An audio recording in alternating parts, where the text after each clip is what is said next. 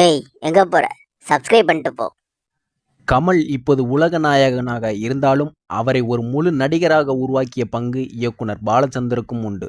கமல் 5 வயதில் களத்தூர் கண்ணம்மா படத்தில் அறிமுகமாகி தொடர்ந்து பார்த்தால் பசிதீரும், ஆனந்த ஜோதி என சில படங்களில் நடித்தார்.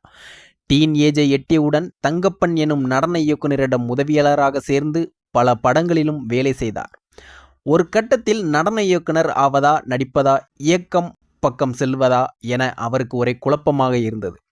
அப்போது ஜெமினி கணேசன் பெரிய நடிகராக இருந்தார். பாலச்சந்தரின் இயக்கத்தில் தொடர்ந்து நடித்து வந்தார்.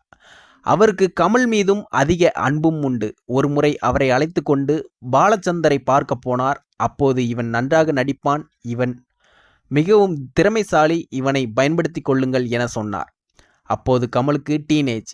அவரை ஹீரோவாக நடிக்க வைக்க பாலச்சந்தர் அவருக்கு விருப்பமில்லை என்றாலும் கமலின் முகம் அவருக்கு மனதில் பதிந்து போனது.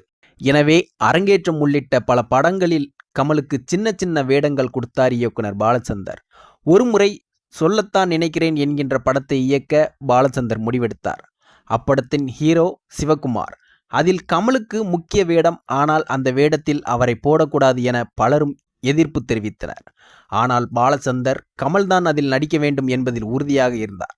கமலை அழைத்து, இந்த படத்தில் உன்னை நடிக்க வைக்க பல எதிர்ப்பு, ஆனாலும் உன்னை நம்பி நடிக்க வைக்கிறேன், இதில் உன்னை நிரூபித்து காட்ட வேண்டும் என சொன்னார்.